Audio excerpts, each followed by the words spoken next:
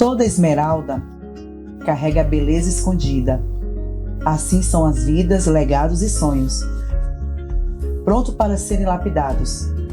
Eu sou Maiana Lira e este é o Lapidando Esmeraldas. Boa noite, minhas esmeraldas. Estamos começando hoje o nosso podcast e vou falar para vocês. Deus preparou uma mulher para trazer nesse dia, para que vocês possam entender o real sentido da família, de realmente você entender os valores que nós temos que buscar, que nós temos que exaltar. Então, assim, para mim, hoje é um presente muito grande ter ela aqui. Primeiro porque eu considero ela minha mentora. Eu tenho certeza que Deus trabalha e vem trabalhando nessa união. Eu tenho certeza que eu tenho algo muito especial com essa mulher. Não é à toa que ela está aqui. Eu até falei assim, gente, eu não estou nem acreditando que o podcast vai ser com ela. Porque realmente é uma mulher que traz muito ensinamento e eu tenho muita admiração porque eu vejo Deus na vida dela. Então, para mim, isso já é o primeiro pilar, é você acreditar naquilo que você, de fato, você vê e você edifica e vê na vida da pessoa. Então, hoje nós estamos com essa mulher maravilhosa aqui, conhecida já demais, que é a Ju Mendes, essa mulher maravilhosa que está participando desse evento. Desse evento não, desse podcast. Ai, que bacana, minha amiga, muito obrigada. Para mim é uma alegria, uma honra estar aqui com vocês. Não tenho dúvidas de que vai ser um tempo proveitoso e que com certeza teremos uma palavra proveitosa para a nossa vida, família e fé. Vamos lá, que eu estou empolgada para começarmos. Olha só, gente, eu gosto assim, que ela já vai direto. Por isso que essa mulher, né, é fogo. Ju, nós sabemos que você tem um movimento muito forte em restauração de famílias, que isso é uma coisa também muito, eu digo assim, que não é sobre só restaurar, é o preço que você paga por você ser a mulher que está ali em cima, falando, abdicando, fazendo tudo para que as pessoas compreendam esse valor que é a restauração, porque hoje é muito fácil jogar fora, é difícil você restaurar, ninguém quer pagar o preço para restaurar, todo mundo, tá cansado, não quero mais, tchau. E aí, como é que é a vida da Ju Mendes para essa missão? Olha, é desafiador em muitas esferas. Primeiro, pela idade que eu comecei muito jovem, com 24 anos. Teve um período, inclusive, no início, que eu ocultava a minha idade. Pessoas perguntavam, qual que é a sua idade? Eu não vou falar porque eu achava que aquilo trazia descredibilidade para o que eu estava fazendo. Mas foram alguns desafios que sempre evoluindo. Só que eu digo uma coisa, se você tem uma chamada, se você está trabalhando principalmente naquilo que eu faço, que é restauração de famílias, essa restauração de famílias é preservação de gerações. Quando você permite que uma casa seja restaurada e auxilia nisso, você está tocando em gerações que virão, são os filhos dos filhos dos filhos que virão. Quando você está numa obra como essa, nós não podemos distrair, nem ficar perdido com as distrações de Satanás. Ele envia muitas propostas e distrações para te fazer ou parar.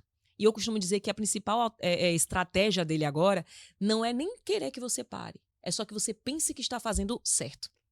Só que você está fazendo equivocadamente. E nesse sentido, nós precisamos manter os olhos na palavra que Deus liberou. E continuamente voltando a Deus e confirmando, eu estou na direção que o Senhor colocou. Porque essas distrações, elas fazem com que você saia da posição ou faça da forma errada aquilo que é certo. Você faz o que é certo da forma errada. Ah, Ju, tem ataque, tem persegue, tem todas essas coisas aí. Mas eu não perco tempo com isso não, amiga.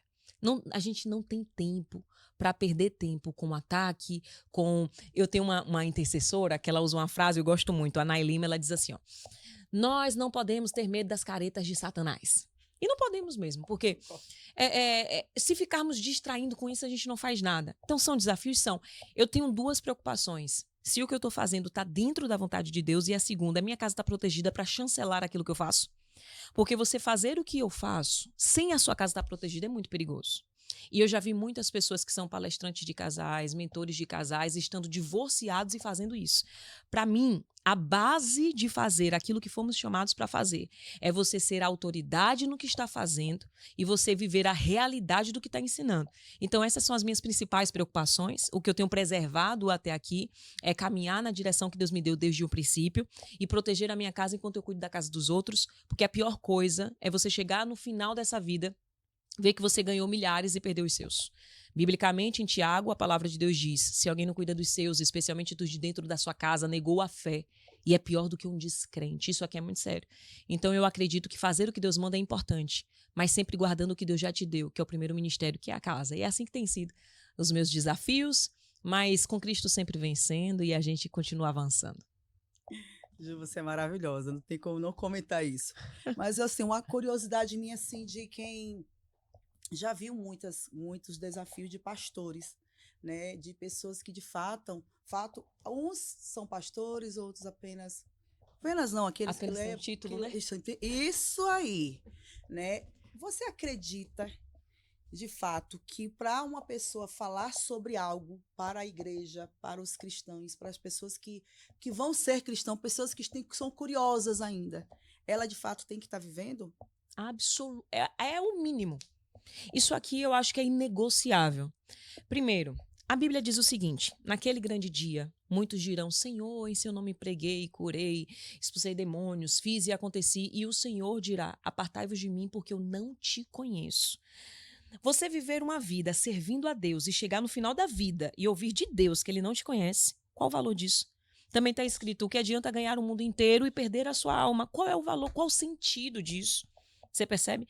Eu acho que não é qualquer área na vida, aquilo que a gente ensina, aquilo que a gente prega, precisa ser mais do que nunca a base do que a gente vive. Nós estamos vivendo a geração das redes sociais. A geração das redes sociais, tudo tem filtro, tem o melhor corte, o melhor ângulo, o melhor microfone, a melhor cena. Tudo é lindo, instagramável, mas a realidade é quando a gente vê depois só os anúncios, né?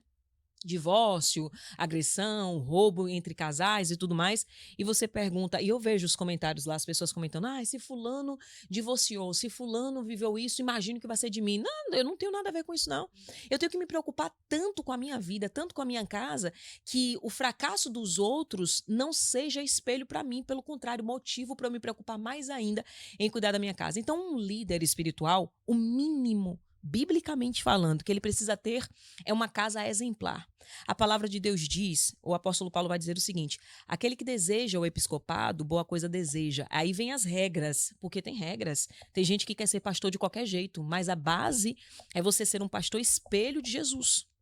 E uma das regras, ele precisa ser casado, marido de uma mulher só, e precisa governar bem a sua casa e os seus filhos. E continua dizendo: porque como poderá governar a ovelha do Senhor, a igreja do Senhor, se não pode governar a sua própria casa? Então, o que chancela o ministério pastoral é a qualidade da sua casa. Você percebe? Eu, infelizmente, tenho visto que isso tem sido banalizado por algumas pessoas em posição de liderança. Mas eu acredito que antes de pensar em fazer qualquer coisa para Deus, eu preciso fazer dentro de casa, porque esse é o primeiro ministério. Um ministério de pastoreio de pregadores e de cantores que a sua casa não é guardada, protegida, cuidada com a responsabilidade que eles deveriam ter, para mim é uma hipocrisia de ministério. Porque se você sobe num púlpito, canta, prega, o fogo desce, você faz e acontece, volta para casa, seus filhos não te respeitam, você é ausente, você não tem os seus filhos não te reconhecem, sua esposa não te honra, seu esposo, ele não te... é briga o tempo todo, é confusão o tempo todo, para mim é hipocrisia. A hipocrisia: sobe no púlpito, tem performance. Embaixo do púlpito não tem história. Então, eu acho que a base de um pastoreio é que a sua casa seja a chancela do seu ministério. Infelizmente, não é o que nós estamos vendo hoje, mas eu preciso falar: sei que esse vídeo, esse corte, o pessoal vai começar a falar que está batendo em pastor. Não, eu não estou batendo em pastor. O que eu estou batendo é em situação que é urgente. Sabe? Nós precisamos levar em consideração que pastor, ele não é escolhido pelo número de seguidores que ele tem, pelo carro que ele dirige, nem por quão eloquente ele fala da palavra de Deus, mas pela forma como ele vive com Deus. Não é a igreja que é dada ao pastor. A igreja não é do pastor, é do Senhor Jesus. O pastor é dado à igreja. Então, esse pastor que é dado à igreja, ele precisa se preocupar sobre a vida dele, porque ele é o primeiro espelho daquela igreja. Se ele cai na família, uma igreja inteira cai. Isso é muito sério. O poder de influência de um pastor é muito grande. Então, é inadmissível que o pastor não cuide da sua casa enquanto pastoreia. E se, porventura, a sua casa precisa de manutenção, é melhor que ele dê uma pausa no ministério dele. Coloque a sua casa em ordem, porque foi isso que Deus falou com o rei: coloque a sua casa em ordem e depois ele volte ao exercício. Porque o primeiro ministério de nossa vida é a nossa família. Então, hoje, assim, uma das coisas que mais me Muitas vezes eu ficava me questionando isso. É uma coisa que me questiona até hoje. Sim. Não é de antes, é de agora mesmo. Eu fico assim, quando eu olho para um pastor, né, que ele vem falar sobre Deus para mim, conversar comigo, ele fala sobre a vida dele, a primeira coisa que eu pergunto dele é como é que está o lar dele. Eu pergunto, como é que está a sua casa? Tem alimento? Sua casa tem uma harmonia? Como é que anda a sua vida? Porque não adianta você vir falar de algo que você não vive, porque para mim você vai chegar lá na frente e alguém vai apontar o dedo para você. E por causa de você, muitos não vão chegar mais a entender que Deus não é sobre você, é sobre quem está nele. Então, uma das coisas que eu mais me preocupo é muito sobre isso. Por isso eu pergunto, como é que você consegue visualizar essas pessoas que chegam, por exemplo, falam de riqueza, prosperidade. Eu posso falar da prosperidade sem ser próspero, ou eu posso sentir a prosperidade e poder falar sobre ela? Isso é muito sério, né? A prosperidade, ela tem algumas frentes, e uma delas é a riqueza financeira. Existe prosperidade de saúde, espiritual, entre outras. E uma delas é a financeira. Eu acredito que eu tenho uma frase que eu sempre digo que é o seguinte: você só consegue levar alguém até onde você foi. Sim. Então eu só consigo levar alguém até onde eu fui. Como que eu vou levar alguém a ter um nível de consciência, de riquezas financeira e tudo mais, se eu mesmo não vivo aquilo? Aí a gente volta para a questão de hipocrisia.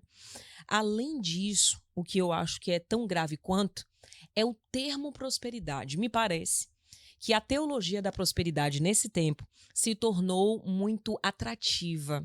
As pessoas usam desse termo prosperidade ignorando alguns fatores bíblicos, porque nem todos os homens de Deus foram ricos, mas eram homens de Deus. Eu, pessoalmente, conheço homens de Deus irrepreensíveis. E quando eu falo irrepreensíveis, é em toda a forma de viver, e não são ricos. Nem todos serão, fato é. Por que você está dizendo isso? Que nem todo mundo vai ser rico? Porque está escrito, Jesus fala, os pobres sempre estarão em seu meio. Vocês sempre terão os pobres com vocês.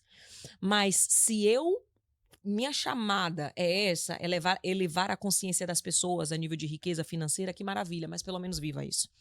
Eu acredito que a teologia da prosperidade, ela destoa da Bíblia, quando o foco dela é colocar o coração dos homens nos bens materiais. Porque quando você vai para a Bíblia, está escrito: junte dinheiro e tesouro, junte tesouro no lugar onde traça não pode corroer e ladrão não pode roubar, que é no reino dos céus. Ju, então quer dizer que a pessoa não pode ter riqueza? Não, não é isso. Mas se o seu objetivo é só isso, você já perdeu. O apóstolo Paulo diz assim, ó, se a esperança da nossa... Olha que passagem. Se a esperança da nossa vida está apenas nas coisas dessa vida aqui da terra, nós somos os mais miseráveis de todos os homens. Uma afirmação que Deus faz à igreja de Efésios, eu não quero confundir, mas eu acredito que foi a igreja de Efésios que recebe essa correção, dizendo, você é rico, você tem tudo, você é próspero, mas eu vou te dizer, você é miserável, pobre e nu. Ou seja, a igreja era lotada, os membros eram ricos, os pastores eram milionários, tinham tudo o que queriam. Aí Deus fala, você, na verdade, é miserável, pobre e nu. Você tem noção do que é isso? É porque o olhar de Deus para a prosperidade é diferente da forma que tem sido pregada. A prosperidade, a teologia da prosperidade desse tempo coloca o coração do homem na terra. Mas quando a sua mensagem tira o coração do homem do céu, ela tá erradíssima. Apóstolo Paulo chama tais homens de inimigos da cruz. Isso é muito sério. Os inimigos da cruz não são ímpios, não são satanistas. Os inimigos da cruz, em Filipenses, está escrito, são pregadores, são pastores, são anunciadores, porém, que pregam, anunciam e levam a mensagem por porfia, inveja e interesses pessoais. Olha a gravidade do que Paulo está dizendo. Por interesses pessoais, estes são inimigos da cruz. E aí ele completa dizendo, agora que importa? O interesse ou a intenção pelas quais eles estão levando a mensagem, visto que a palavra está sendo pregada. Sabe o que ele está dizendo? A sua intenção pode ser ruim, a mensagem está sendo levada com o coração ruim. Só que quando você chegar lá em cima, não vai ter valido muita coisa. Minha amiga, eu penso o seguinte, no máximo, nesse século, um homem vai viver 120 anos. No máximo, 120 anos. Isso é o que temos, 120 anos. Quando a gente morre, segue-se o juízo. Segue-se o juízo. O juízo vai dizer, de acordo com as práticas, palavras e obras, vai determinar. Segue-se o juízo. Seguiu-se o juízo é vida eterna. Ou seja, o que é 120 anos comparado com a vida eterna? Aí tem pessoas gastando 120 anos da sua vida para viver esse poucochinho de vida aqui, esquecendo do que é eterno. Porque a vida eterna, ela não tem fim, porque ela é eterna. Então eu gasto mais tempo pensando nisso que é passageiro, numa vida que vai acabar, que eu vou morrer, que vai encerrar, do que pensando naquela que vai durar para sempre. Você percebe? Então, assim, o problema não é falar de bens, de prosperidade, de riqueza, porque eu acredito que é necessário. Ou seja, Jesus diz, né, que a verdadeira religião é cuidar dos órfãos e das viúvas. Como que eu cuidarei deles se eu não tiver dinheiro? Os alimentarei se eu não tiver dinheiro? Poderei construir casa se eu não tiver dinheiro? Fazer igreja? Infelizmente, não se paga a conta com oração. Eu reconheço a importância da riqueza. Agora, o que me assusta é quando enaltece apenas a riqueza, porque aí não se fala sobre ele, mas tem um Deus que não é o nosso Deus, é um Deus do mundo chamado Mamon. É verdade. E Mamon existe, e Mamon é o Deus do dinheiro. O problema não é o dinheiro, o problema é o amor ao dinheiro, as pregações do dinheiro, as igrejas de Mamon. Tem muita igreja que não é de Jesus, não. O nome é igreja, mas é de Mamon. Você entra lá, só se fala de dinheiro, só se pensa em dinheiro, só se chama para dinheiro. O Deus deles é o dinheiro. Então, assim, nós precisamos ter essa consciência. Se tivermos essa consciência e conhecimento bíblico, não seremos enganados por essas mensagens que são bonitas, mas não são cristocêntricas. E eu tô achando assim, né, Júlia, o que eu vejo muito ultimamente? Virou, parece praticamente todo mundo agora é cristão, é pastor. Moda, né? Aí é difícil, um exemplo... isso assusta, né? Eu sou uma mulher que eu sou muito assim, eu sempre vivi uma realidade onde eu sempre olhei assim, gente, são poucos os escolhidos. São poucos escolhidos. Como é que tá tantos escolhidos de uma hora para outra? Entendeu? Assim, aí eu fico preocupada, falando, meu Deus, como assim? É muita gente achando que já pode dizer, eu sou Deus, eu tô aqui, eu vou te curar, eu não, cara, meu Deus. Sabe como todos os dias eu peço a Deus, falei, Senhor, me alinha conforme a tua vontade. Eu não estou aqui para falar que o homem fez, eu estou aqui para dizer que tu me alinhou conforme a tua vontade. Enquanto o meu coração for alinhado ao teu, eu tenho certeza que eu estou fazendo aqui na terra aquilo que você faria se você tivesse hoje junto com os seus discípulos. Eu seria uma delas, porque eu estaria alinhada. Eu não estaria pedindo para fazer, eu sou o que vai fazer o milagre. Não, eu sou aquele que quero levar a palavra. Então, como é para você isso? Você olhar hoje, todo lugar que você chega, praticamente todo lugar que eu vou agora é milhares de pastores, gente. Eu fico até assustada. Eu fico falando, é mesmo? Legal. Tá muito assim, isso é normal, tá nesse momento mesmo que as pessoas conseguiram chegar a encontrar essa conexão de ser escolhido, porque ser pastor é uma coisa muito desafiadora também. Você está cuidando de outras almas, você está levando, você é um exemplo dentro para aquela pessoa, e hoje você está sendo fiscalizada por ela, porque se você hoje comete qualquer tipo de erro, você está abalando a fé dela. Então é uma responsabilidade muito grande, porque as pessoas no primeiro amor, você é o responsável. Depois disso, você tem que ensinar que não é sobre você. Que você está aqui para levar uma mensagem dele. Não é Deus. Você não é Deus, você é um mensageiro. Você está aqui porque Deus está te utilizando para falar com aquele povo, porque eles não acreditam naquilo que eles podem ouvir sem ninguém falar. Ele mesmo é Deus. Sabe qual é a minha opinião a respeito disso? Nós estamos na geração dos títulos. Porque nunca houve-se tanto uma necessidade de validação. É a geração de um povo emocionalmente muito frágil. Pessoas que classificam seu posicionamento digital como o valor que elas têm, o título que carrega como o valor que elas têm. Por que eu estou dizendo isso? Porque colocar na biografia do Instagram cristão é bonito, está na moda. Só que cristão não é aquele que se auto-intitula. Cristão é aquele que vive Cristo, que aponta para Cristo. Qual que é o significado de cristão? Cristãos são pequenos cristos, seguidores de Cristo.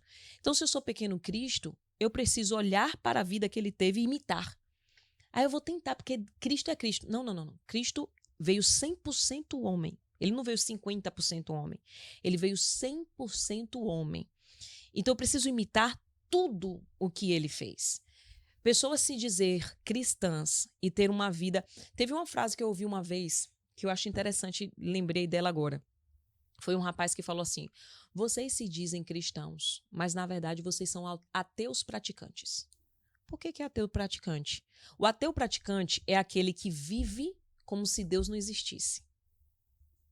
O ateu praticante, eu digo que sou cristã, mas sou ateu praticante, porque a vida que eu levo é como se Deus não existisse, como se não houvesse justiça, como se não houvesse juízo, como se não houvesse alguém, um registro. Está escrito que há um registro no céu que anota todas as nossas obras e palavras, do qual um dia vai ser aberto e mencionado e dito aqui, ó, isso. Existe um registro. Pode correr para um lado para o outro, mas existe esse registro. Mas você não acha, Ju, que isso também, um exemplo, você é uma mulher de Deus. Você é uma mulher que o movimento que você tem, inclusive com a Uni mesmo, que é ali um movimento muito forte de mulheres que você restaura, tem casamento, isso também não faz com que o que você faz hoje seja impactado negativamente, porque tem pessoas que querem mostrar ser o que não é, e aí acaba que todo mundo é julgado sobre isso? Você fala no sentido de a vida que o outro leva impacta o meu trabalho. Um exemplo, vou dizer um exemplo. Eu tenho um chamado, tenho um chamado, Deus me consagrou, eu virei uma pastora. Às vezes Deus me consagrou porque realmente, de fato, Ele quis consagrar e eu tenho uma missão com Ele, ok? Certo. Mas outros não.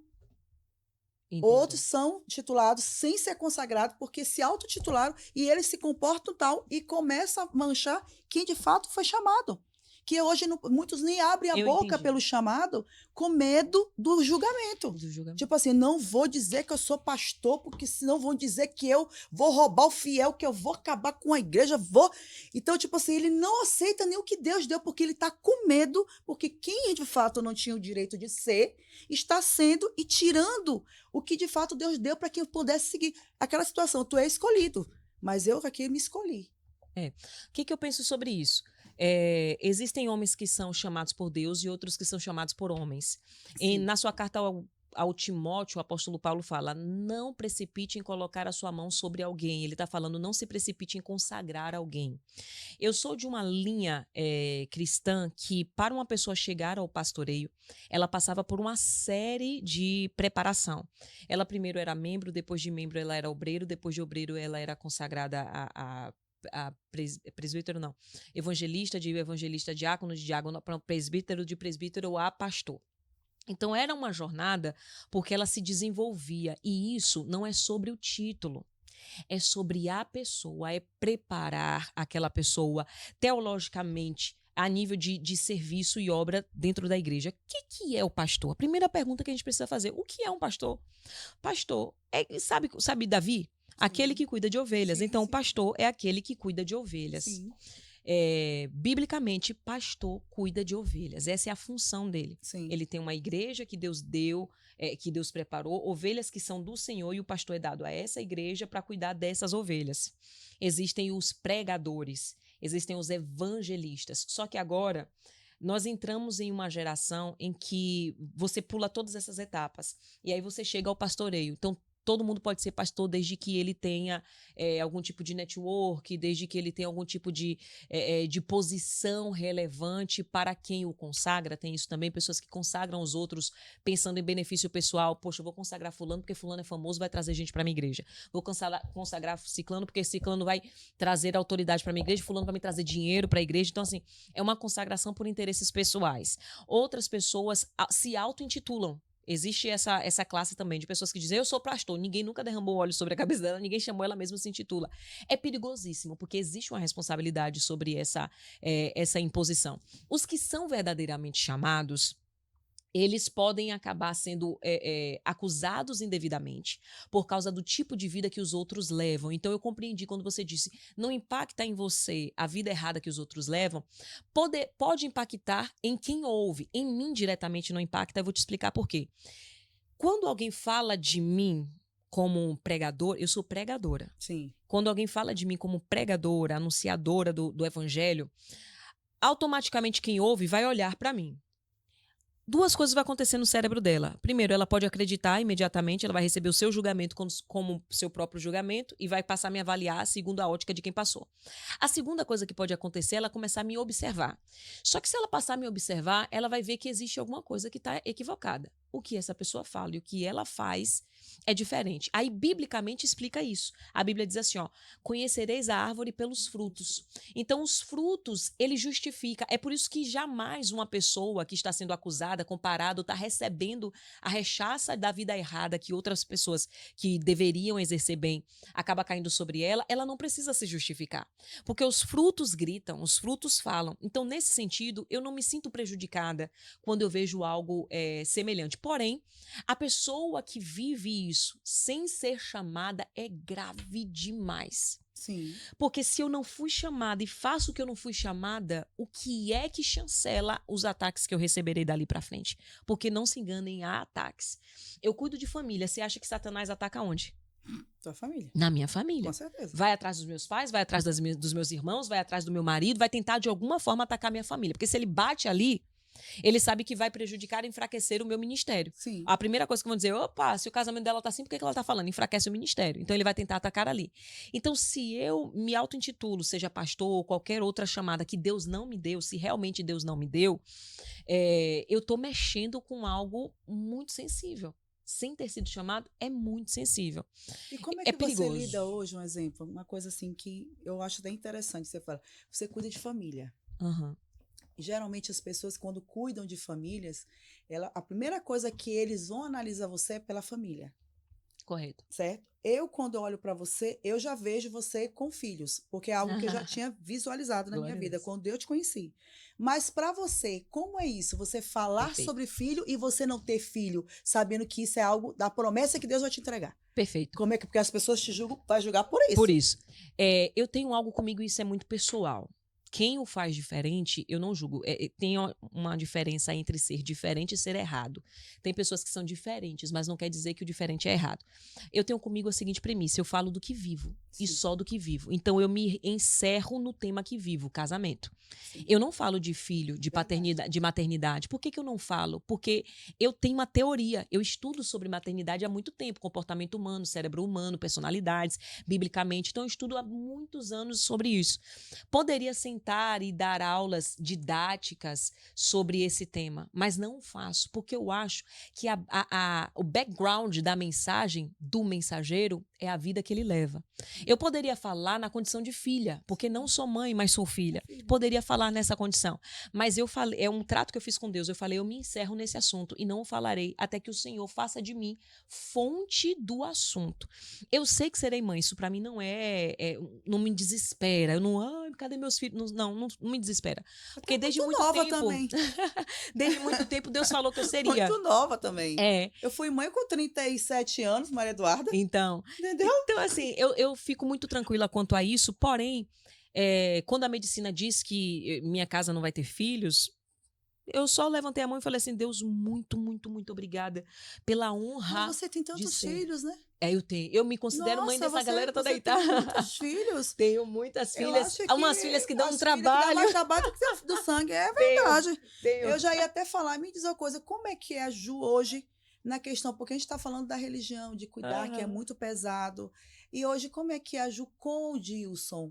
Como é que vocês conseguem equilibrar? Porque eu sei o peso que hoje você tem responsabilidade sobre outras famílias, né? Então, imagine espiritualmente. É pior ainda. É um peso muito forte, é um chamado muito... Eu digo assim, gente, o chamado que você tem é um chamado muito forte, porque não é um chamado de cura, não é um chamado de profecia, é um chamado de restauração de lares. Mas isso aí pra mim hoje é aquela situação. Uma pessoa chega aqui e diz, olha, eu vim aqui hoje para falar do teu casamento, vai falar assim, da restauração desse casamento, naquela hora o diabo chega a estar batendo lá, fica louco para subir aqui, porque é a verdade, é a verdade de que isso aí. Eu falo, o diabo fica endiabrado com Fica isso. endiabrado mesmo, literalmente endiabrado. Amigo, eu vou te falar, a parte mais colorida da minha vida é o meu casamento. Para mim, é a área mais fácil, é o meu casamento. Eu primeiro, sinto-me privilegiada pelo homem que tenho. Quando eu escolhi Dilson para ser o meu marido, eu não escolhi por razões emocionais. Eu escolhi por razões tangíveis. Quando eu escolhi, eu o amava muito menos do que amo hoje. Porque eu digo, com o passar do tempo, o amor aumenta. Muito menos do que eu amo hoje. Mas pela imaturidade, eu achava que amava, né? 20 anos, desesperada por esse rapaz. Porém, quando eu escolhi, eu vi um homem que era justo, que para mim é a maior qualidade dele, é justo, honesto, de uma forma de não estacionar no lugar errado, sabe? Honesto com coisas mínimas. Honesto, um rapaz muito amável, é difícil não gostar. Eu não conheço uma pessoa que não gosta do Dilson. Eu nunca vi Dilson brigar com ninguém. Ele é um homem fora da curva no sentido de postura. E como foi que eu soube que ele seria o meu marido? Quando eu estava namorando com ele, eu estava afastada do evangelho. E aí eu volto para o evangelho namorando com ele. Aquela vida que você sabe que a gente tem antes de Cristo, né? Fornicação, sexo fora do casamento e tudo mais. E aí ele aceita Jesus e eu volto para Jesus. Muito próximo um do outro. Quando isso acontece, eu falei para ele, então, vou ter que te falar uma coisa sobre a Bíblia que você não sabe. Ele, o que é? Eu fiz, sabe aquele negócio que a gente anda fazendo? Ele, o quê? Era sexo, né?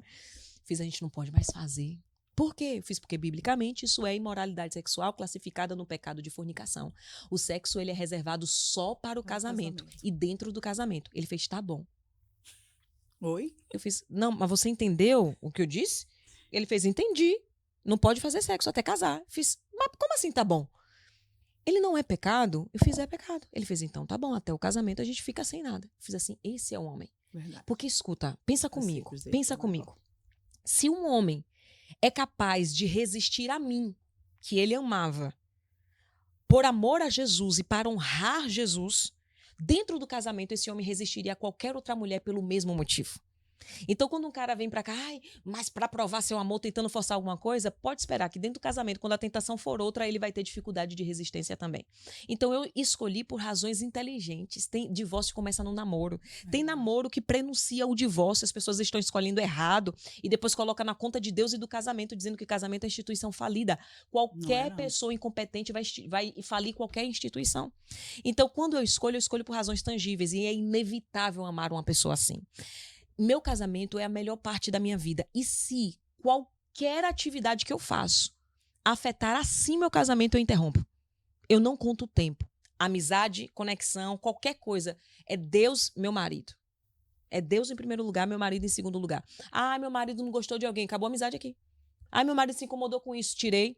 Às vezes eu estou em algum lugar, eu sou muito comunicativa. Aí eu vou para muitas igrejas, a gente viaja, pega estrada, graças a Deus ele ama isso também. E eu estou conversando depois dos cultos, aí eu fico conversando com os pastores, com os membros ali em mesa, e às vezes a gente se prolonga. E ele tem uma bateria social baixa. Ele tem a hora dele de, acabou aqui, eu não estou conseguindo mais manter o social, né, de ficar conversando. Aí a gente tem um truquezinho. Ele passa a mão de leve na minha coxa, eu já sei que ele está dizendo que deu para ele. Eu não conto um segundo. Pessoal, muito obrigada pelo tempo. O tempo de mesa foi maravilhoso. Eu tô indo embora agora, precisamos descansar.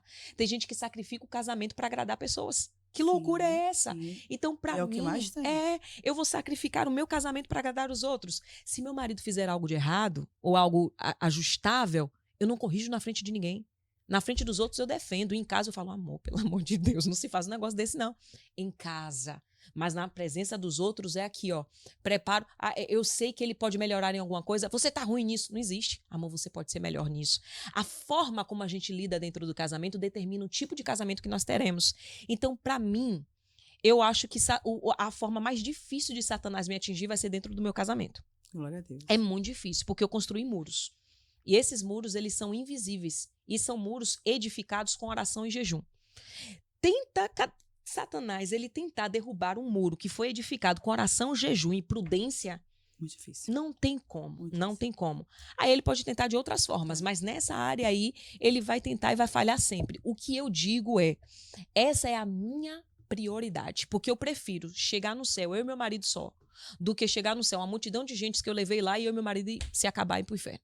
Então, assim, minha prioridade é ali. E eu sempre oro a Deus dizendo, me livre de ganhar os maridos e esposas dos outros e perder os meus, e perder o meu, sabe? Isso pra mim é a base, isso pra mim é o mínimo. E já teve situação de meu marido estar um pouco mais ansioso e tudo mais, nos detalhes, tá? Eu fico observando Satanás trabalhar, nos detalhes. Aí eu tô vendo meu marido sem dormir, coisa de trabalho, trabalha muito. Aí ele sempre diz assim, o seu problema comigo não vai ser mulher, vai ser trabalho. Então, trabalha demais, aí às vezes muito ansioso. Um dia eu tava dormindo, amiga, olha isso, como Satanás é sujo. Um dia eu tava dormindo, quase dormindo. Sabe quando você tá, tô indo e tô voltando? Sonolenta. E Gil tomou remédio uma vez pra dormir, 2 vezes pra dormir, 3 vezes pra dormir. E eu já tava incomodada com aquilo, mas sabe quando você vai ignorando? Na 4ª vez, ele fez assim, vou ter que tomar remédio de novo, eu não tô conseguindo dormir. Eu acho que eu tô com ansiedade, igual a minha mãe. Na hora que eu tava descendo no sono, o Espírito Santo falou assim, se liga, viu? Eu voltei. Você tá com o quê? Ansiedade. Eu limpei os olhos, levantei, levanta aí. Bora orar. Do quê? Levanta da cama aí. Ele, o que foi? Tu falou que tava com o quê? Com ansiedade. Eu fiz, pois dobra o joelho aqui que tu vai ver a ansiedade. Ele olhou pra mim, eu fiz, pode dobrar o joelho. Quando ele dobrou e fechou o olho, eu fiz assim, Satanás! Preste atenção. Na minha casa você não toca. No meu marido você não toca.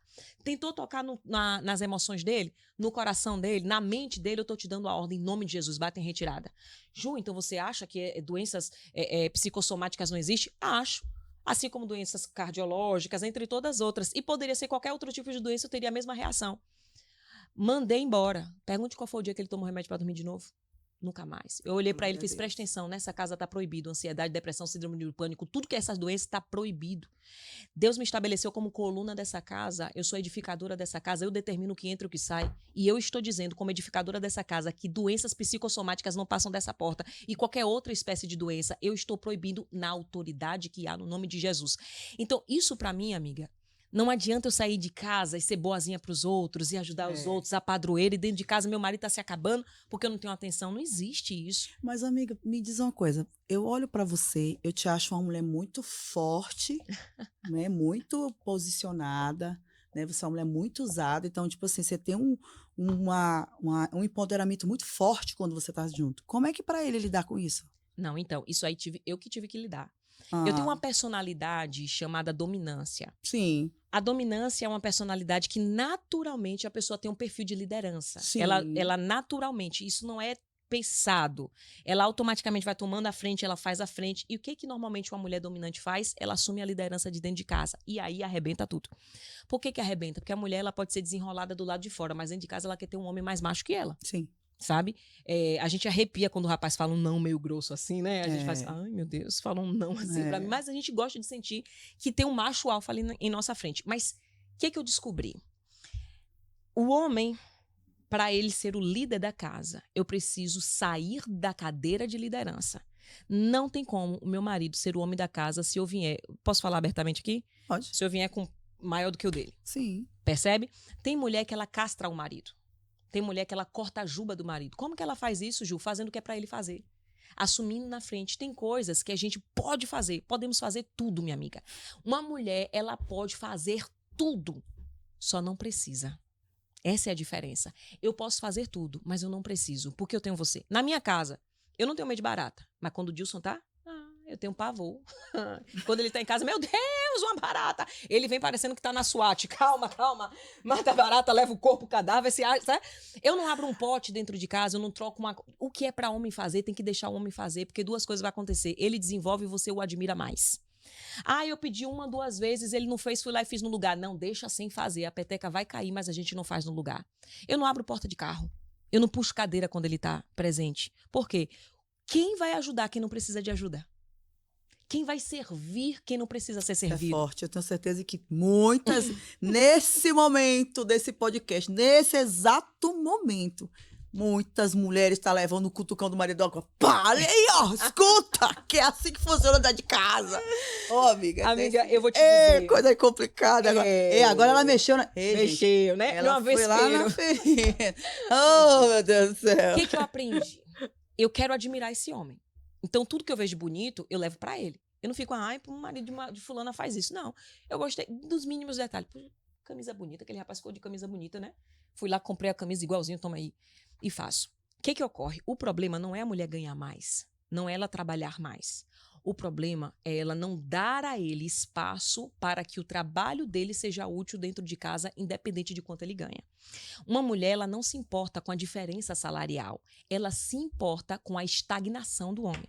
É o fato dele não fazer, é o fato dele não assumir, é o fato dele não tomar a frente. Mas eu descobri uma coisa dentro de um casamento. Quando você está num casamento, você está se relacionando com uma pessoa estrangeira. Verdade. Eu cheguei nos Estados Unidos em fevereiro e eu queria me comunicar com as pessoas, eu não entendia a linguagem delas. Então eu tive que me virar, fazer mímica, colocar tradutor, tudo mais para conseguir me comunicar. Casamento é a mesma coisa. São pessoas de linguagem diferente, cultura diferente, personalidade diferente convivendo. Verdade. E para que o outro entenda o que eu estou falando, eu preciso ensinar meu idioma para ele. Verdade. Só que nós não temos paciência. Nós não temos paciência. Então entramos no casamento e queremos que o outro adivinhe o que a gente quer. É mesmo. Que ele desperte. A gente descobre... Não, amiga, nós descobrimos É mesmo. que Oh, no meu Deus do casamento... céu. Gente, não. Fala, Deus! Fala, Deus! É. Nós descobrimos que no casamento o marido não vai com bola de cristal. É outra bola, mas não é de cristal, não. Não é de cristal, não, gente. Não é E de a gente cristal. quer que seja de cristal. É. Quer ver uma coisa? Meu marido, ele não é um homem romântico no sentido de lembrar de data e mandar flores. Gil não lembra de data nenhuma. Todo dia ele para e fala assim, que dia é hoje? Coisa com data ele não entende. Teve um dia que ele falou assim, pensa num homem inteligente, é o meu marido. Mas quando fala de data, um dia ele perguntou, ei, é em março, né? E março é antes ou depois de abril? Data pra ele, calendário pra ele, é um caos. Qual é a chance desse homem lembrar dia de namoro, de casamento, de meu aniversário? Nenhum, né? Aí o que eu fiz? Amor, pra mim é muito importante aniversário. Porque lá em casa nós temos... Olha a diferença de cultura. Eu cresci em um lar que comemora tudo. Se você compra um carro, também. é festa. Se é Natal, é festa. Tudo comemora. Nossa, assim, Ele vem de um lar que não comemora nada. eu passei por isso. Qual a chance de você chegar no casamento e ter... Não tem, né? Aí você ensina seu idioma. Amor, pra mim é muito importante a comemoração. Peguei o celular dele, abri na agenda e coloquei lá. Meu aniversário é 26 de maio. Aí eu coloco 25 de maio. Amanhã é aniversário do meu amor. Ela gosta de bolsa e de sapato. Essa e essa loja sempre tem algo bom. No outro dia ele chega com o meu presente e eu... Você lembrou! Muita sabedoria. Ele finge que não sabe o que sabedoria. Mas eu tenho... Não, eu vou falar pra vocês, gente. A gente teve uma mentoria agora de um casamento. E vou dizer pra vocês, eu tô dizendo assim, que eu acredito que você deve ser os 10%. De quê? Das mulheres que fazem isso, que estão nos assistindo, que de fato vivem isso. Por que eu tô falando isso? Porque é muito difícil, eu tô falando assim, um exemplo, eu sou uma mulher dominadora, muito mesmo. Aquela pessoa que, se depender de mim, eu vou lá e faço tudo. Eu não preciso esperar. E aí, o que acontece? Alguns tempos para trás, eu comecei a analisar que, de fato, eu esperando, a casa desabando, eu fingindo que nada está acontecendo, as pessoas ele toma atitude. Isso foi uma descoberta, não foi uma inteligência minha. Foi um acidente. Não foi, eu cheguei, propositalmente eu fui lá e fiz. Não foi. E eu digo assim, que o meu casamento, ele dura hoje mais pela sabedoria do Júnior do que minha. Que legal. Entendeu? Porque o Júnior mais sabe quando eu tô muito estourada, quando eu tô com muita coisa. Ele reconhece os meus momentos. Mas, assim, dizer sobre a sabedoria da mulher, de ela entender e dizer assim, eu sou a sábia, eu vou edificar meu lar. Uhum. Essa sabedoria eu busco constantemente no meu alinhamento com Deus. Isso. Certo? Que eu falo, Senhor, eu quero ser uma mulher de provérbios, eu quero ser uma mulher que eu vou andar conforme a sua vontade, eu quero ser a mulher que você escolheu para ser a mulher da Bíblia. Esse é um pensamento. É isso aí. E no livro de Tiago, o autor vai dizer, se alguém tem falta de sabedoria, peça ao Senhor que ele lhe dará sem reserva e não lançará em sua face. Então, sabedoria é adquirida. Ninguém nasce com sabedoria. Nós buscamos isso. A questão, minha amiga, é que nós, as mulheres, achamos um desaforo moldar-nos em alguns aspectos porque achamos que vai agradar o outro. Não é pelo outro, é por nós. Sim. Porque se a gente não ajusta o nosso perfil, quem é que vai sofrer no casamento? Nós. Eu não faço o que faço só porque eu amo. Eu faço o que faço porque eu me amo. Porque eu olho pra mim e falo assim, eu mereço um casamento de qualidade, eu mereço um casamento... E isso vem a estabelecer regras. Sabe uma regra que eu acho muito útil que eu tenho dentro de casa? São algumas, mas uma delas é nunca, em hipótese alguma, elevar o tom de voz um pro outro. É inadmissível elevar o tom de voz. E o que você faz quando tá com raiva? Isso aqui, ó. Toma água, engole. Só engole quando tiver condição. Por quê? Pensa, nós achamos... A verdade, vamos ser sinceros aqui, a verdade é que quem é dominante gosta de ser. Nós gostamos do nosso perfil dominante, porque a gente acha é proativa, é desenrolada, vai lá e faz. Nós gostamos de ser dominante. O problema é que, como todos os 4 perfis, o dominante também tem pontos negativos que precisam ser melhorados. Entre eles, todo o dominante, seja homem ou mulher, tem um perfil grosso. É agressivo na forma de falar, é porque é muito direto, enfático e impaciente. Só que essa forma agressiva de falar faz com que ele perca amigos, perca a admiração dos outros. As pessoas têm medo do dominante, não têm respeito. O dominante acha que as pessoas têm respeito por ele, mas não tem. Nós temos a tendência em desenvolver nas pessoas medo. Eita, não fala não, porque senão fulano se... Não, respeito é diferente. Verdade. Eu aprendi uma coisa. Eu não posso ser dominada pelo meu perfil está subjugado ao meu governo. Amém. Então, eu preciso ser competente o suficiente para administrar minhas emoções em todas as frentes. Imagina eu no trabalho, quando alguém faz alguma coisa lá na empresa, que eu falei que era para ser diferente, a pessoa fez de um jeito e deu errado. A dominante quer dar um grito e dizer, você é incompetente.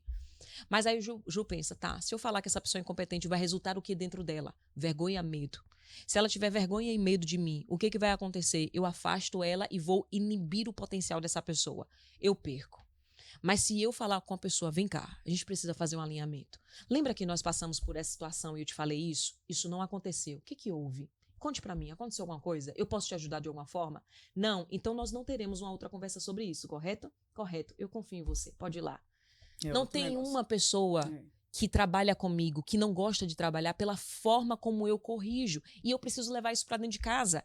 Nós, 2 coisas que fazemos dentro do casamento é corrigir e ser corrigido. Porque casamento é uma faculdade que a gente entra e nunca se forma. Então eu sempre aprendo e sempre ensino. Só que se eu ensinar da maneira adequada, eu tenho resultado mais rápido. Se eu ensinar ao meu modo, ou eu não tenho resultado, demora demais. Aí o que eu sinto? Isso não vale a pena não. E aí fica mais aborrecido e joga mais pra cima. Não. Eu não preciso brigar pra ser ouvido. Na verdade, vou te contar uma coisa. A maioria das mulheres, quando elas reclamam de algo, elas estão certas. Eu não tô fazendo aqui apologia, defesa em casa própria. É verdade mesmo. É porque mulher é sensível, ela percebe os detalhes. Homem geralmente é mais pragmático. O olhar do homem é assim, ó. Coloque um homem na rua. Ele pensa na moto que tá vindo, ele pensa no carro que tá muito rápido, ele pega a mulher, bota pra dentro da calçada, ele pensa num perigo. Verdade. A mulher na rua tá...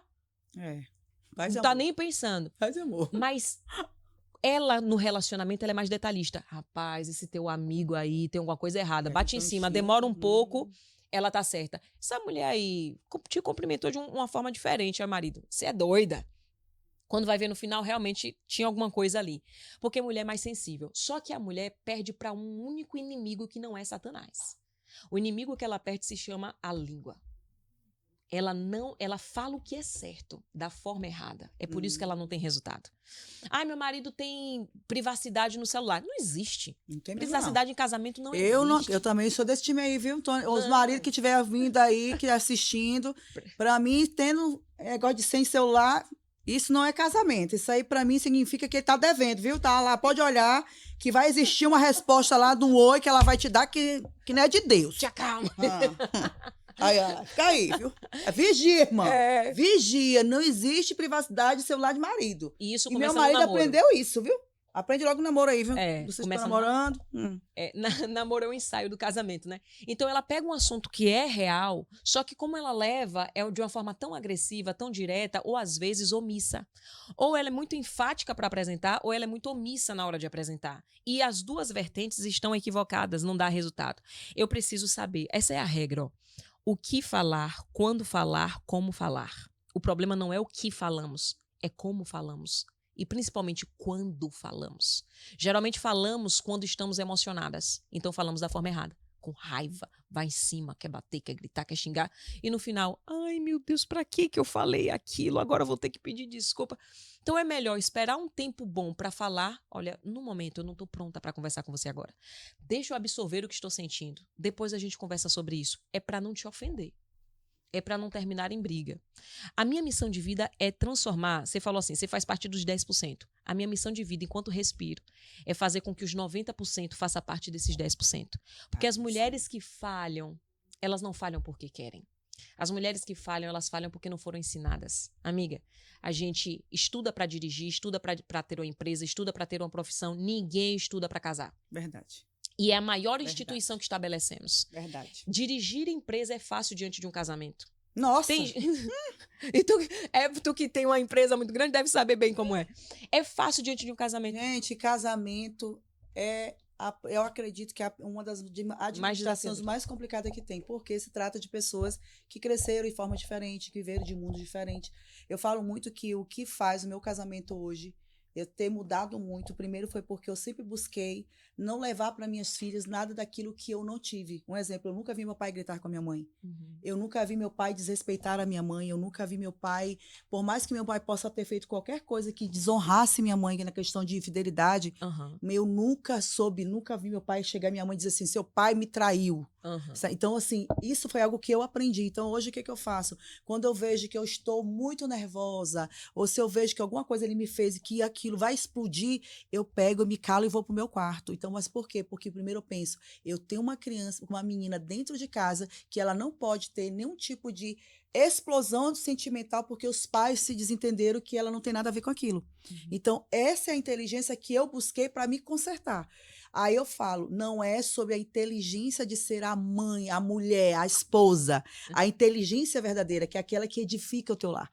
Não é. Então, não existe maquiagem para quem não está fazendo as ações de ser, de fato, uma mulher que está buscando ser sábia. Eu sou uma mulher que eu construo isso. Mas eu não vou aqui maquiar e vou dizer, não, Ju, eu sou a mulher que eu tô... Não, Ju, eu evito traumas na minha filha que automaticamente ajuda meu casamento a ser mais saudável.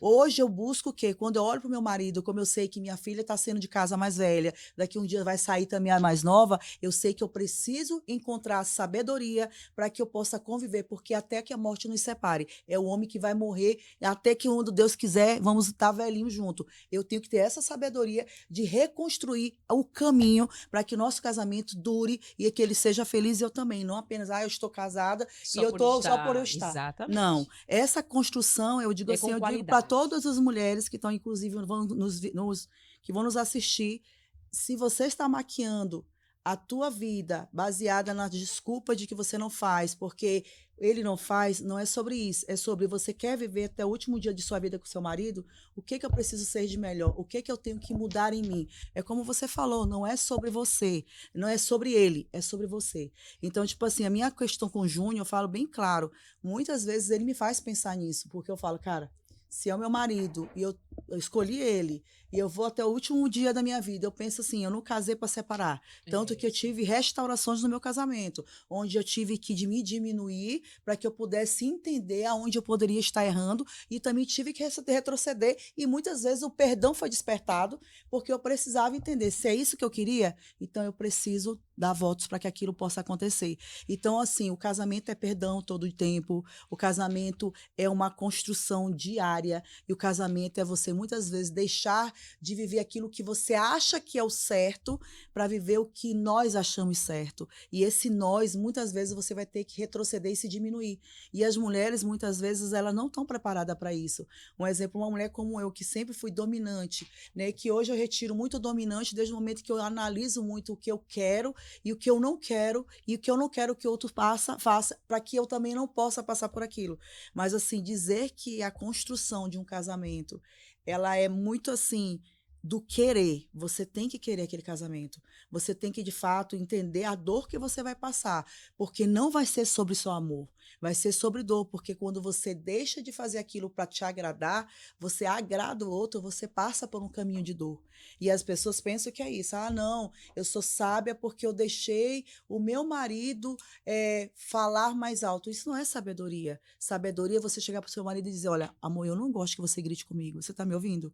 Pronto, se você gritar comigo, vai ser ruim para nós dois, porque você vai achar ruim se eu levantar a voz para você. É sobre essa situação de você reconhecer o teu posicionamento. Então, os casamentos de hoje em dia tá muito na fantasia de que eu não faço isso por ele porque ele não faz isso por mim. Eu já fui assim. Eu já fui aquela mulher de que nada, o Júnior não me pediu desculpa, eu não vou pedir desculpa dele. Ele vai ficar lá, eu vou dormir no lado direito e no esquerdo, e eu nem vou falar com ele hoje. E hoje em dia eu não sou assim. Hoje em dia eu sou aquela pessoa que tô ali, por mais que a gente tá brigado. Júnior, bora conversar? Bora. Ninguém vai dormir aqui, obrigado. Bora conversar? Senta aqui. não gostei disso, vamos conversar sobre isso. Pensa que tu quer ver até o último dia da tua vida do meu lado, então a gente tem que mudar. E a gente conversa sobre isso, mas que é um desafio você ter que sair da posição de que você é a que resolve e passa a ser aquela que vai esperar alguém resolver. É muito difícil. Não precisa para tudo. Não, lógico. O que ocorre? Normalmente, quando nós falamos, existe uma distorção muito grande a respeito do termo submissão. Existe também uma distorção muito grande a respeito do termo sabedoria. Nós colocamos um trejeito da mulher sábia, aquela mulher pacata. A mulher sábia é aquela mulher quieta, silenciosa. Silêncio não é sabedoria. Omissão não é sabedoria. Sabedoria é posicionamento assertivo. Então, na sabedoria, às vezes, você vai precisar ser um pouco mais enfática para dizer, ops, segura aí, meu amigo, tá passando o limite. Então, na sabedoria, você não aceita tudo. Aí, porque o amor tudo suporta. O amor tudo suporta. Quando tudo suporta, então eu suporto o frio com você. Eu suporto a dificuldade com você, a necessidade com você. O que eu não suporto? Eu não suporto o que Malaquias diz. Eu, Senhor, odeio o divórcio e odeio o homem violento que cobre-se de violências como cobre-se de roupas. Então eu não suporto agressão. Eu não suporto desrespeito. Eu não suporto maus tratos. Isso aí não é para suportar. O amor tudo suporta no sentido de contexto externo. No contexto interno, há alinhamento. Para que eu libere o espaço do outro, olha isso. Para deixar o outro fazer o que ele tem que fazer, eu não preciso me diminuir. Eu só preciso ficar dentro do meu quadrado. Quando a mulher ela sai do quadrado dela para assumir do marido, o que ela faz? Sobrecarga. Ela fica sobrecarregada. Então, deixar o outro, o que pertence ao outro, não é diminuir-se.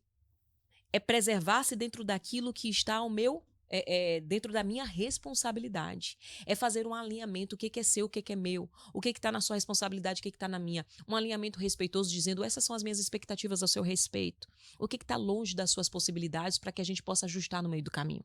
Então, eu espero que haja proteção, eu espero que seja dessa forma. Como que você enxerga sobre isso? Qual que é a sua dificuldade? E um detalhe é olhar para o passado dele. Tem mulheres exigindo que o homem faça aquilo que ele não aprendeu a fazer. Sim. Homens que nunca foram elogiados na sua infância. Ele tem dificuldade de elogiar no casamento e ela exige isso ao invés de ensinar isso. Então, assim, é um tema que ele é tão vasto que a gente pode passar o dia todo falando só sobre isso. Mas eu acredito que posicionamento é para quem tem sabedoria e perdão é para quem é nobre. Verdade. Perdão não é para todo mundo, é para quem tem nobreza. Verdade. Porque só perdoa e é capaz de pedir perdão uma pessoa que ela tem humildade. A Bíblia diz, corrija o sábio e ele se tornará mais sábio e te amará. Corrija o tolo e ele vai ter ódio de você. Você sabe quem é sábio, quem é tolo pela reação que ele tem a partir de uma correção. Então, se o meu marido olha para mim e fala assim, Ju, isso aqui não está me agradando. Eu paro, opa, como é que está sendo? Você não está se sentindo bem? O que foi? Ju, acontece de você falar algo fora de um contexto de sabedoria? Não é tão comum, porque eu ajustei tanto meu perfil que se tornou automático. Mas se porventura em algum momento eu falar de um jeito que eu percebi que foi errado, eu corrijo na hora, eu não espero tempo. Mas aí eu não falo que é a sabedoria. É aí que eu vou te falar uma palavra que falta em 90% das pessoas que não estão contidas nos 10%. É a humildade.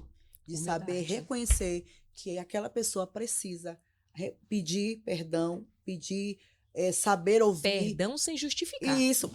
Tá entendendo? Me perdoe, mas você também errou.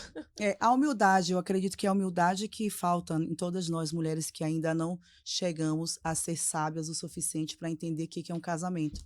Porque hoje, ser casada, eu estou casada há mais de 12 anos. Então, eu fui descobrir o que era sabedoria de ouvir mais e falar menos. E pensar no que falar, porque uma palavra falada não consegue voltar atrás, porque ela já machucou e ela não tem mais como poder de curar, entendeu? Ela tem o poder de quê? De chegar e dizer, cara, eu não posso mais falar isso. Retratação. Entendeu? Agora, eu descobri isso depois de muitos anos. Então, eu digo para todas as mulheres que são casadas, a humildade é você se quebrantar todos os dias e reconhecer, nós não somos dona da razão e nem de toda a verdade. É isso aí. É isso a nossa missão de mulher, de esposa. É isso aí. O outro tem falhas e eu também. É isso aí. Muito gente. bom, amiga. Olha, gente, hoje, né, não teve como não aprender tanto. Hoje eu fiz uma mentoria, que essa mulher já falei. Ao vivo. Ao vivo. A mentoria foi de descobrir como funciona o casamento, sobre a religião, sobre os pastores, sobre realmente a gente confiar nos homens, esquecer que a gente tem que confiar em Deus. né? Então, assim, eu acho que hoje foi um dia que vai ter uns cortes aí, gente, que eu vou ter certeza que vai explodir no Brasil. Porque eu Glória gosto a assim, eu Deus. gosto de ver as coisas acontecer. Então, foi um dia maravilhoso, foi realmente um podcast que valoroso, né? Deus está aqui no controle de tudo. Eu tenho certeza que Deus usou você, Ju. Tenho certeza que isso aqui foi mais uma forma de você edificar pessoas, restaurar vidas. Eu tenho certeza que daqui vai ter muita restauração, porque eu sei que não foi por acaso. Nada é por acaso, existe Deus dentro de tudo. Deus está sempre presente em tudo, né? Eu acredito que essa vida, eu sempre falo, Senhor, se tu está aqui, eu não tenho dúvida. Então, se você está aqui, eu não tenho dúvida que Deus Amém. estava permitindo. Sim. Então, gente, foi um dia maravilhoso estar aqui com Ju, aprender com ela e dizer que ela tem um movimento muito grande, que esse movimento de mulheres, de casais, ela tem também, que realmente entra no Instagram dela, conheça esse movimento, porque essa mulher ela tem um dom de restauração de família. Então, isso faz parte da minha vida, da vida, da sua vida, e todos aqueles que têm o interesse de conhecer, de se mudar. Gente, todas nós mulheres temos que nos mudar, temos que nos lapidar. Essa lapidação ela tem que ser feita a todo momento, de dentro para fora. Nós não somos as donas da razão e não nascemos sabendo tudo. E não estamos aqui para dizer que não erramos. Todos nós erramos e queremos melhorar. Então, conheça esse projeto dela, esse movimento dela, que é lindo, que eu tenho certeza que você também vai mudar muito a sua vida, porque isso também não vai estar só na Bahia, É tá verdade. no mundo, no Brasil, eita, no mundo todo, ó. A glória a Deus. Já joguei aí agora, viu? Já Por realizamos. aí, eu disse que ele já estava viajando agora ao mundo todo, tem que conhecer esse movimento, porque com certeza não vai precisar mudar, não só muda aqui, mas vai mudar a vida de milhares de mulheres fora do Brasil também, como tem mudado. Então, gente, que Deus abençoe vocês, e foi maravilhoso estar com vocês aqui. E não deixem de assistir, acompanhar nossos episódios, porque vem muita novidade por aí também no nosso podcast. Toda esmeralda carrega beleza escondida. Assim são as vidas, legados e sonhos, pronto para serem lapidados. Que você saia daqui mais lapidado para brilhar no propósito que Deus colocou em você. Até o próximo encontro.